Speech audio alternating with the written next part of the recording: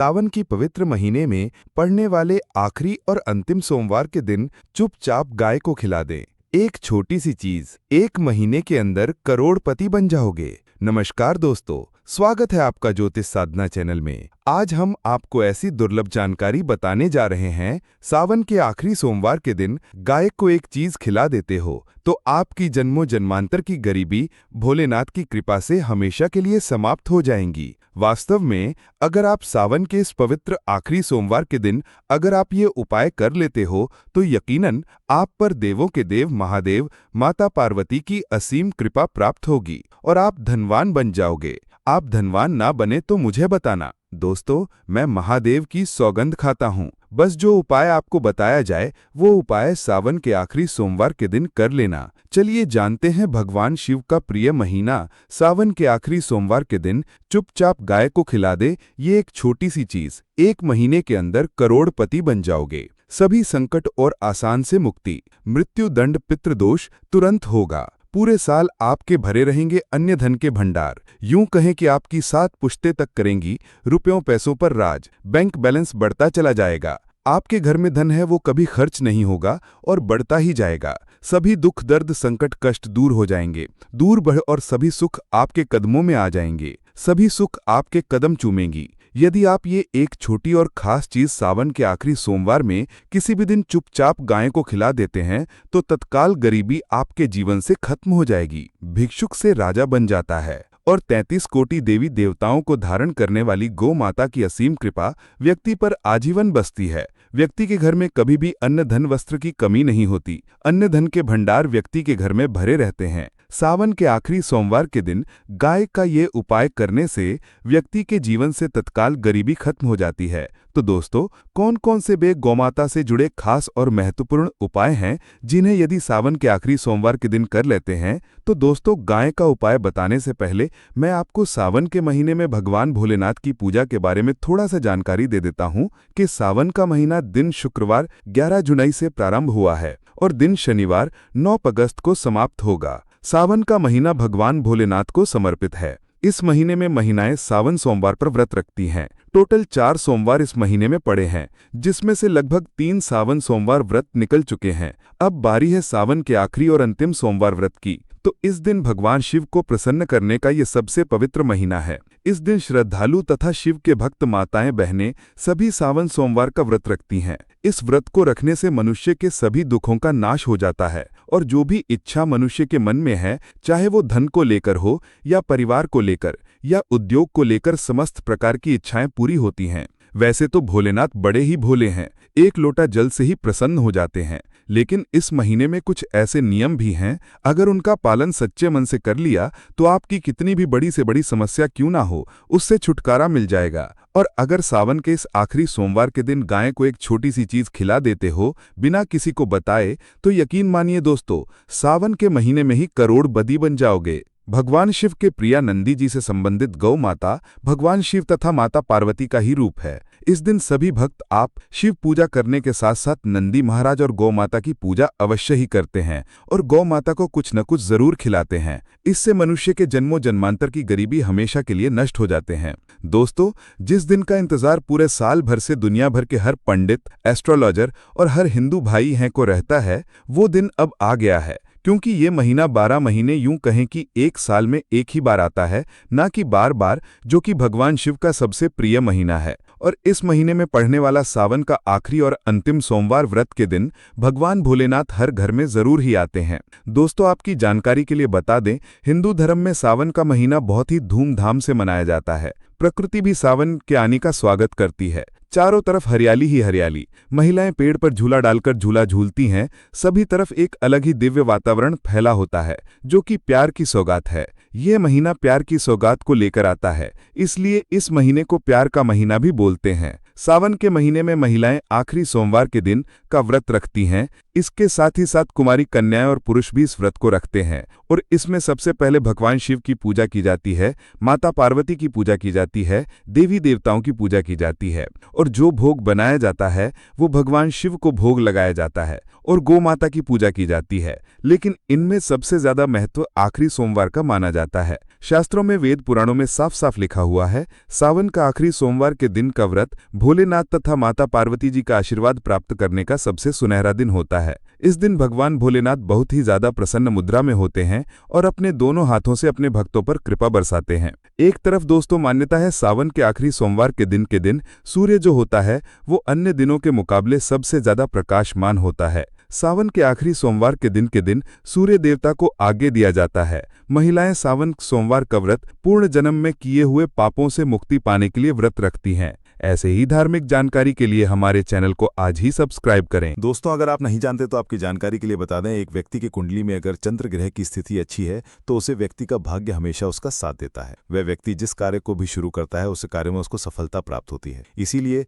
सावन के पवित्र महीने को हमारे हिंदू धर्म में बहुत ही ज्यादा विशेष और खास महत्व दिया गया है। आप लोगों की जानकारी के लिए बता दें, सावन सोमवार के दिन 52 तरीके के शुभ योग बन रहे हैं। कई सालों के बाद सूर्य का प्रकाश इतना प्रकाशमान होगा जितना कभी नहीं हुआ। 130 साल में ऐसा दुर्लभ संयोग बनने जा रहा है। लक्ष्मी योग, ग्रह योग, नक्षत्र योग, अमृत सिद्धि योग जैसे शुभ योग का निर्माण हो रहा है। क्योंकि सावन सोमवार के समय में पूरे दिन का व्रत करना भगवान भोलेनाथ का आशीर्वाद प्राप्त होता है और मनोकामना पूर्ण होती है। सावन सोमवार के दिन ब्रह्म मुहूर्त में सोकर नहीं उठ सकते हैं, किसी पवित्र नदी में जाकर स्नान नहीं कर सकते, पूरे दिन का व्रत नहीं रख सकते हैं। वैसे तो दोस्तों सावन सोमवार के दिन स्नान और प्रात का विशेष ही महत्व होता है, लेकिन इस दिन अगर आप ज्योतिष शास्त्र, तंत्र शास्त्र के अनुसार एक गाय वाला उपाय विधि विधान से सावन सोमवार वाले दिन कर लेते हैं तो आपकी जन्मों जन्मांतर की करीबी हमेशा के लिए समाप्त हो जाएगी। वास्तव में अगर आप सावन के इस पवित्र महीने में अगर आप ये उपाय कर लेते हो तो यकीनन आप पर भगवान भोलेनाथ की असीम कृपा होगी और आप धनवान बन जाओगे। इस दिन सभी भगवान भोलेनाथ की पूजा करने के साथ साथ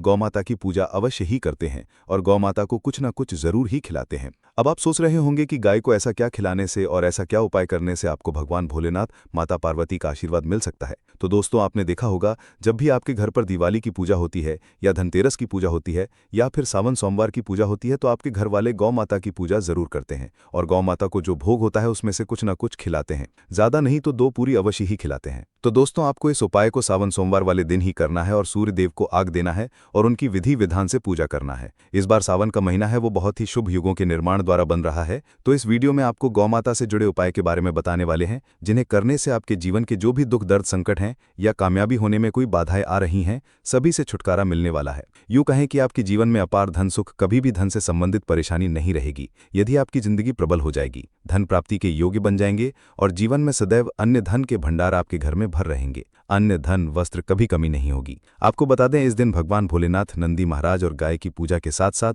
हनुमान जी, मंगल देवता और भगवान शनिदेव की भी पूजा जरूर करनी चाहिए। आपको बता दें कि इस दिन यदि आप हनुमान जी और मंगल देवता, भगवान शनिदेव की पूजा करते हैं तो मंगल का ग्रह जनित दोष भी दूर हो जाता है। व्यक्ति के जीवन में धन सुख संपत्ति की प्राप्ति हो जाती है, समस्त मनोकामना व्यक्ति की पूर्ण हो जाती है। दोस्तों, आपको हम बता दें कि ऐसी ज्ञानवर्धक जानकारी आपको हम पैसों में भी बांट सकते थे, पर हमारे चैनल का मकसद है जनहित में जन कल्याण एवं जन सेवा करना। इसीलिए आपके लिए जो जानकारी बताते हैं वो फ्री में बताते हैं। इसलिए आप इस वीडियो को भी जरूर लाइक करें। और दोस्तों, मैं आपसे एक अनुरोध और करना चाहूंगा कि आप अपनी राशि कमेंट बॉक्स में जरूर डाल दें, जिससे कि आपकी राशि के अनुसार हम आपको कुछ ऐसे उपाय बता सकें जिससे आपको लाभ की प्राप्ति हो। क्योंकि हम राशि से जुड़े उपाय भी आपको बताते हैं, तो आप कमेंट बॉक्स में अपनी राशि हमें जरूर बताएं या अपना नाम बताएं, जिससे आपके लिए कुछ हम ऐसे उपाय बता सकें। साथ में जय गौ माता अवश्य लिखें दोस्तों। साथ ही से एक उपाय तो जरूर करना है। गाय का उपाय बताने से पहले एक उपाय आपको बता दें, इस उपाय को लाइक जरूर करें। क्या करें कि शाम के समय पीपल के पेड़ के नीचे आपको सरसों का चौमुखी दीपक, आटे का दीपक बनाना है। चौमुखी दीपक में आगे की बाती लगाकर सरसों के तेल का दीपक जला देना है।